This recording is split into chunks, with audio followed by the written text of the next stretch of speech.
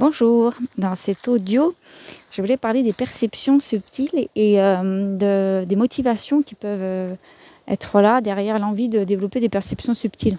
Alors je parle de ce que j'ai vu moi chez les gens et chez moi. On vit à une époque où en fait on nous pousse un peu on nous pousse carrément à développer, à se reconnecter à notre pouvoir personnel. Qu'est-ce que ça veut dire? En fait, ça veut dire incarner qui l'on est. Si je dois le résumer, je le résumerai comme ça. Avec nos spécificités, avec nos envies, nos besoins et toute notre capacité à amener ce qu'on veut amener dans le monde, à développer ce qu'on a envie de développer, construire notre vie en fait, en ayant une autorité propre, c'est-à-dire en prenant nos décisions, nos choix, sans être influencé par le monde extérieur. En gros, c'est ça, être dans son pouvoir personnel.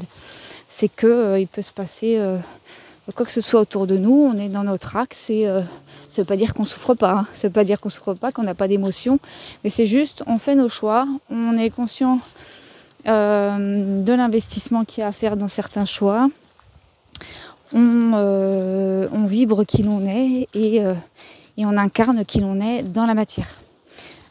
Tout en étant aligné à notre être profond. C'est un long résumé, mais c'est le résumé que j'en fais. Et donc, voilà, on est dans une ère où on nous pousse de plus en plus à être dans notre pouvoir personnel. Mais vu qu'on l'a jamais été, vu que ça fait des millénaires qu'en fait on n'y est pas, c'est de là que viennent les dérives de je cherche du pouvoir à l'extérieur, je cherche à avoir du pouvoir sur l'autre, je cherche à avoir du pouvoir dans mon entreprise, à avoir du pouvoir sur ma femme, sur mes gosses, sur mes collègues, etc., etc. En fait, tout ça, en fait, c'est parce qu'on n'est pas dans notre pouvoir personnel. Et moi, ce que j'ai pu voir, c'est qu'il y a beaucoup de gens, en tout cas un certain nombre de gens, qui, à travers les perceptions subtiles, cherchent du pouvoir, cherchent à avoir du pouvoir. Pas parce qu'ils sont méchants, c'est pas une question de c'est des sales types ou des sales meufs, c'est pas ça. C'est je suis pas dans mon pouvoir personnel, donc à un niveau inconscient c'est ça. Je suis pas dans mon pouvoir personnel, j'ai besoin d'avoir un pouvoir sur l'autre. Tiens, les perceptions subtiles, c'est tendance, je vais avoir du pouvoir sur les autres, c'est trop cool. Sauf que ça marche pas vraiment parce que la vie au bout d'un moment nous rattrape et va nous dire mais en fait cocotte ou coco, non, ça peut pas se passer comme ça, t'es pas aligné. C'est important d'avoir un peu une vision. Donc nous-mêmes, c'est difficile d'avoir une vision ajustée de notre propre structure au niveau inconscient parce qu'on ne se voit pas dans l'inconscient, à part en effet miroir, mais encore faut-il avoir les perceptions pour ça. Et c'est même en ayant les perceptions pour ça, parce que moi je les ai et je me vois en miroir, mais il y a des endroits où on ne peut pas se voir. C'est très profond, dans l'inconscient profond, on ne peut pas se voir. Donc on a accès à différents niveaux. Plus on bosse sur nous et plus les accès deviennent faciles, mais il y a quand même toujours des accès qui ne s'ouvriront pas. Oui, donc du coup, c'est important de savoir un petit peu les motivations sous-jacentes de l'envie de développer des perceptions. Donc chez moi, il y avait plusieurs choses, par exemple, dont un des plus grands trucs de suite qui m'a apparu, mais c'était bon, oui, j'avais pas besoin d'aller voir dans l'inconscient, c'était juste, je me sens seule, tiens, je vais aller connecter d'autres formes de vie dans l'invisible pour pouvoir parler, pour pouvoir me confier, pour pouvoir aller mieux et discuter avec des gens non humains, mais quand même. Et ça marche, en fait ça marche, hein. Ça a comblé ma solitude, c'était un baume au cœur, ça m'a énormément aidé, mais c'est comme pareil que quand c'est pour une question de vouloir du pouvoir, au bout d'un moment la vie elle nous rattrape et nous dit bon, cocotte, ça fait des années que tu discutes avec les elfes, que tes potes c'est des nains et des gnomes, ça peut pas durer. Donc on nous ramène à une réalité qui est, bon là, on a laissé faire, en tout cas ton être a laissé faire à un certain niveau, maintenant il faut que ça change. Donc moi, si je reprends cet exemple, on est venu me toquer là, et puis en fait, ça s'est pas passé comme ça, hein, bien évidemment, mais ça a été, maintenant tu sors de ça, tes perceptions, elles vont bouger, tu vas aller reconnecter l'humain progressivement, hein, parce que moi c'était hyper dur pour moi tout ça, hein. Tu vas reconnecter l'humain progressivement, Et petit à petit, tu vas te faire des amis dans l'humain. Et quand tu vas connecter l'invisible, ce sera pour de bonnes raisons.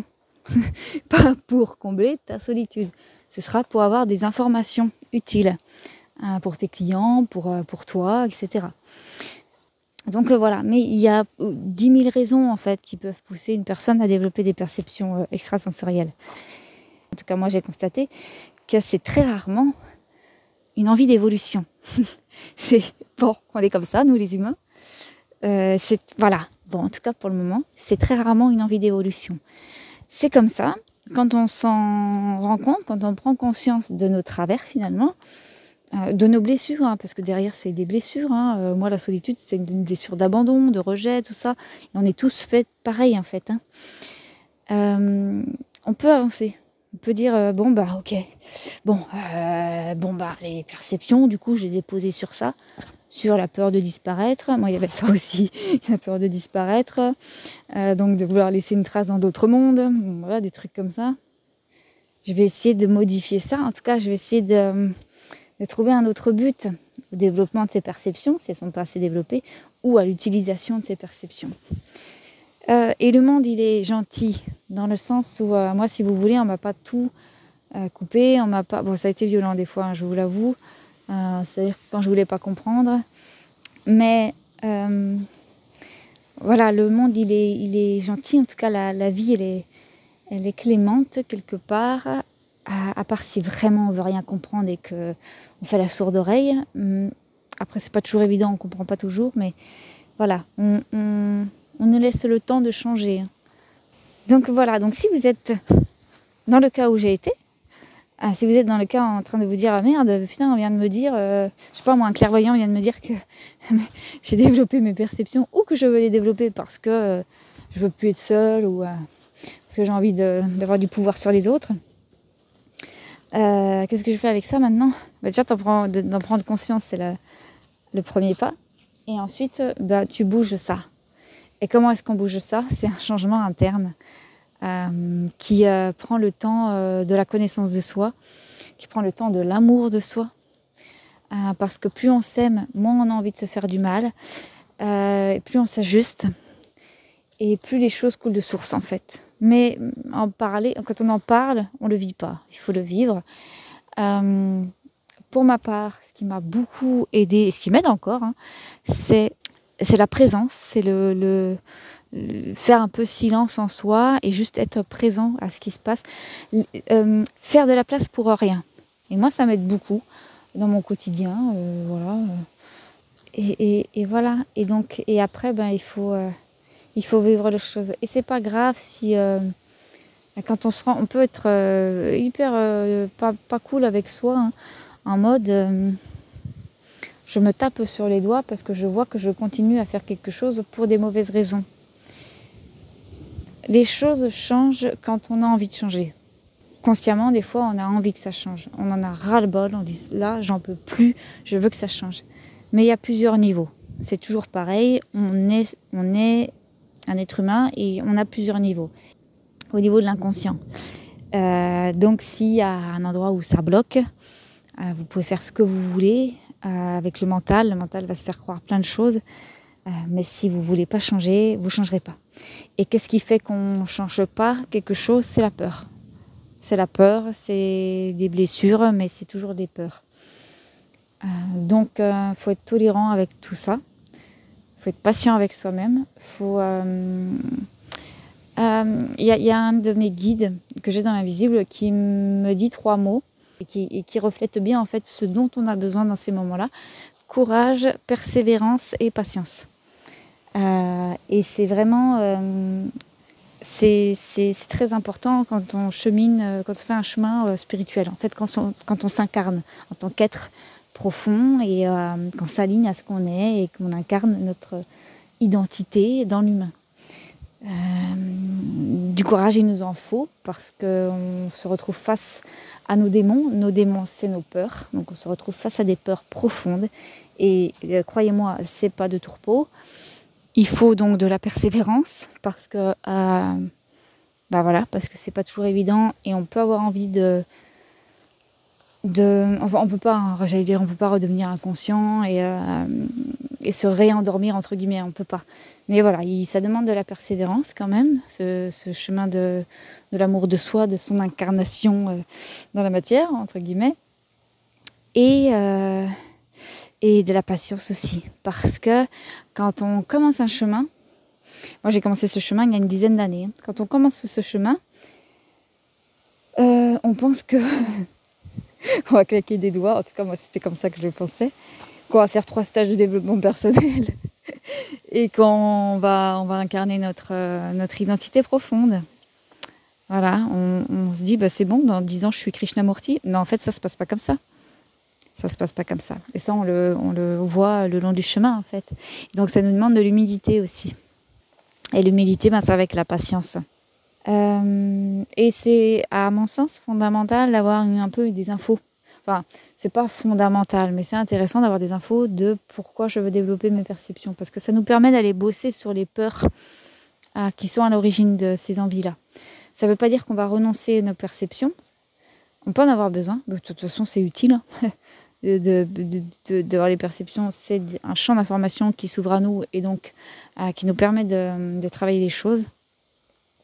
C'est double, hein. Ça peut être un piège aussi, hein, quand on a des perceptions et qu'on n'a pas de conscience, en tout cas une conscience pas très développée, c'est pas le mieux. Ça peut nous jouer des tours, mais en tout cas voilà, c'est intéressant. On peut aller bosser les blessures et ce qui a besoin d'être bossé derrière. Et ça nous fait grandir en fait, ça nous fait évoluer. Donc moi par exemple, quand j'ai compris qu'en fait mes perceptions, on allait me les faire sauter, ou en tout cas me les bouger sacrément, parce que je les avais développées sur la peur d'être seule, sur la peur de mourir seule, hein, plus précisément aussi. Enfin, il y avait plusieurs peurs, mais il y avait celle-ci. Ça m'a fait tout drôle, hein. J'étais en colère, j'étais triste, j'étais apeurée. Et je me suis dit, bordel, mais moi, oui, vous m'enlevez mes perceptions, je crève. Hein.